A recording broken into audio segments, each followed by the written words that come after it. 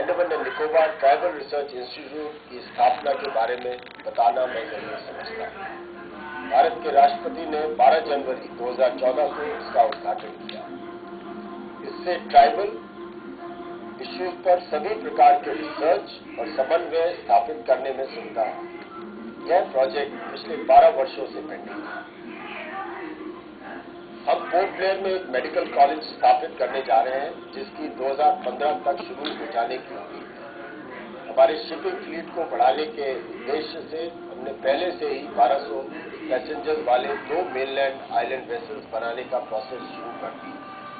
500 passengers वाले 2 inter island vessel के निर्माण में तेजी लाने के लिए हम इमीडिएट डिमांड की पूर्ति के लिए जहाजों को चार्टर करने पर भी ध्यान दे रहे हैं और कुछ हार्बर फेरीज शीघ्र ही मिल जाने की उम्मीद है। हमारे विकास के लिए एयर कनेक्टिविटी भी महत्वपूर्ण है। टूरिस्ट सीजन के दौरान हाई एयर फेयर को रोकने के लिए प्रशासन पोर्ट ब्लेयर से चेन्नई और कोलकाता के बीच वीकली बेसिस पर फ्लाइट चार्टर करने के लिए टेंडर जारी किया जा रहा है। इसके अलावा हम पोर्ट ब्लेयर और कार निकोबार के बीच एक वीकली फ्लाइट को जल्द शुरू करने जा रहे हैं। प्रशासन ने इंटरिम रिलीफ के तौर पर एक वीकली फ्लाइट में कम से कम 5 टिकट रियायती दर पर खरीदने का निर्णय किया है। This will be done through ANIIDCO and will be available to islanders और a first come first serve basis. प्रिय द्वीपवासियों, और एक बार फिर से इस बात पर जोर दे रहा हूं कि पीआरआई फ्रेमवर्क हमारी डेमोक्रेसी की बैकबोन है, इसलिए हमें इसे और मजबूत बनाना है। इस कार्य के प्रति मेरे कमिटमेंट के रूप में 11 और 12 दिसंबर 2013 को पीआरआई के साथ तीनों स्तर के रिप्रेजेंटेटिव्स को लेकर 2 दिवसीय सम्मेलन का आयोजन किया गया था और कई मामलों पर गंभीरता से चर्चा की। अब हम इस सम्मेलन में लिए गए डिसीजंस को इम्प्लीमेंट करने की कोशिश करेंगे। डिजास्टर प्रिपेयर्डनेस पर हमारा मॉक एक्सरसाइज हाल के महीनों के महत्वपूर्ण डेवलपमेंट में से एक रहा है। उपराज्यपाल के रूप में पदभार ग्रहण करने पर और हमारे डिजास्टर वल्नरेबिलिटी को ध्यान में रखते हुए सबसे पहले मैंने हमारे डिजास्टर प्रिपेयर्डनेस की जांच करने का कदम उठाया था।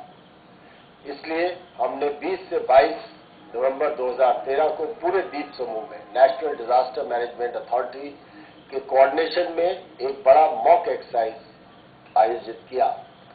The national disaster response force NDRF, Indian national centre for ocean information services INCOIS, Indian metrological department IMD, ministry of earth sciences, government of India New Delhi, Andaman Nicobar command and coast guard all participated in this exercise। इस exercise के दौरान हमने हमारी तैयारियों में कई खामियों की पहचान की और इन खामियों को दूर करने का कार्य किया जा रहा है। यह एक्सरसाइज हमारे लिए उस वक्त बहुत ही काम आई जब 25 नवंबर 2013 को साउथ अंडमान में लहर साइक्लोन आया और हम इससे निपटने के लिए पूरी तरह से तैयार थे।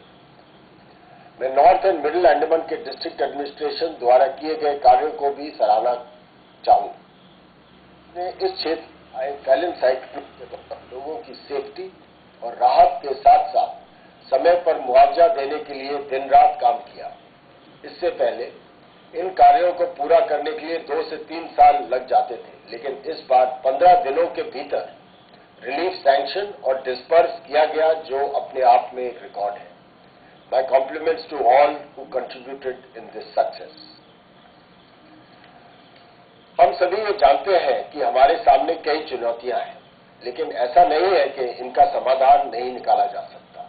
इसके लिए हम सभी को एकजुट होकर इन मुद्दों पर चर्चा करनी होगी और प्रैक्टिकल समाधान खोजना होगा। एडमिनिस्ट्रेटर्स एडवाइजरी काउंसिल की बैठक काफी वर्षों से नहीं हुई थी, जिसे दोबारा शुरू किया गया और 28 नवंबर 2013 को इसकी बैठक आयोजित की गई। अब इसके बाद इंपॉर्टेंट इश्यूज को कंसिडर करने के लिए प्रत्येक 6 माह में इसकी बैठक आयोजित की जाएगी। हमारे द्वीपों में इंक्रोचमेंट एक गंभीर मुद्दा बन गया है। यह इन द्वीपों में काफी लोगों के लिए अधिकार का मुद्दा भी बन गया है। इंक्रोचमेंट की जांच में यदि किसी भी सरकारी कर्मचारी की ओर से लापरवाही बरती जाती है तो उसे गंभीरता से लिया जाएगा और ऐसे सभी अधिकारियों स्ट्रोक कर्मचारियों के खिलाफ कड़ी कार्रवाई की जाएगी।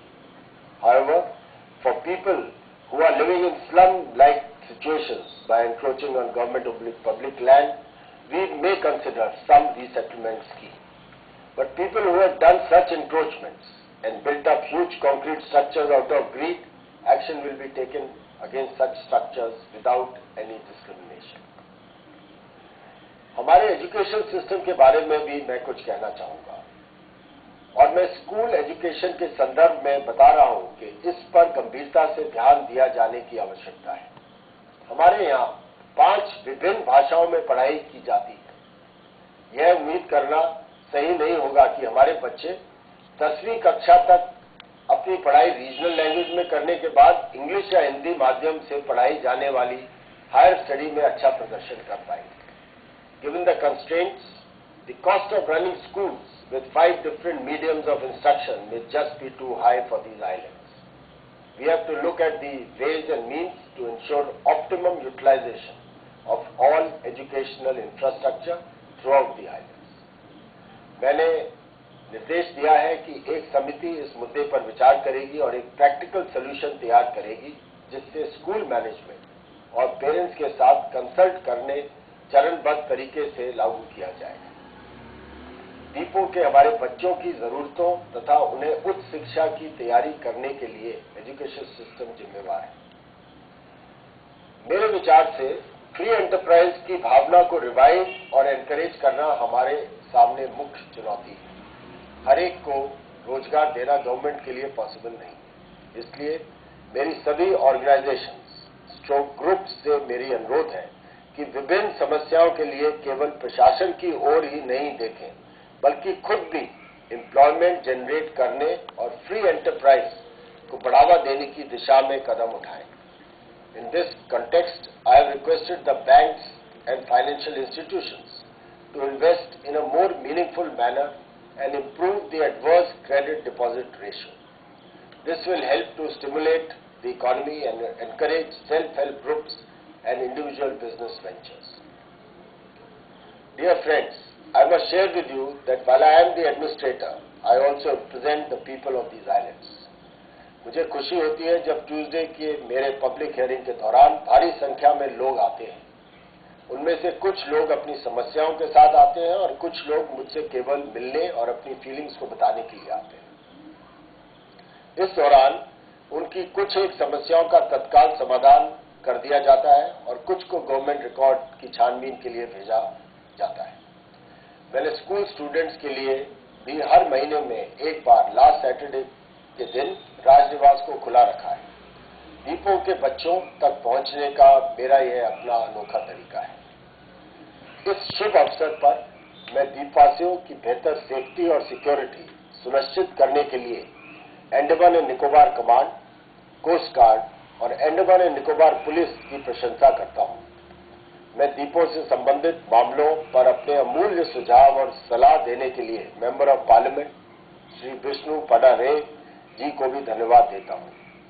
मैं इन द्वीपों के ऑल राउंड डेवलपमेंट में योगदान के लिए जिला परिषद के चेयरपर्सन और members, port Blair municipal council के चेयरमैन एंड मेंबर्स, पंचायत समिति, ग्राम पंचायत तथा ट्राइबल काउंसिल के मेंबर्स को भी तहे दिल से धन्यवाद देता हूं। मैं राजनीतिक दलों के नेताओं और उनके सहयोग और सराहनीय योगदान के लिए भी आभार व्यक्त करता हूं।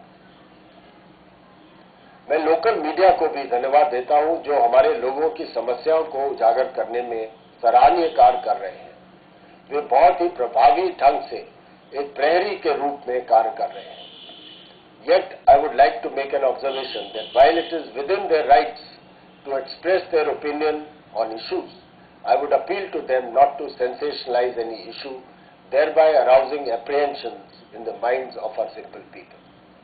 May I also request that some remarkable positive stories of the common man, the common citizen, also be highlighted in our media.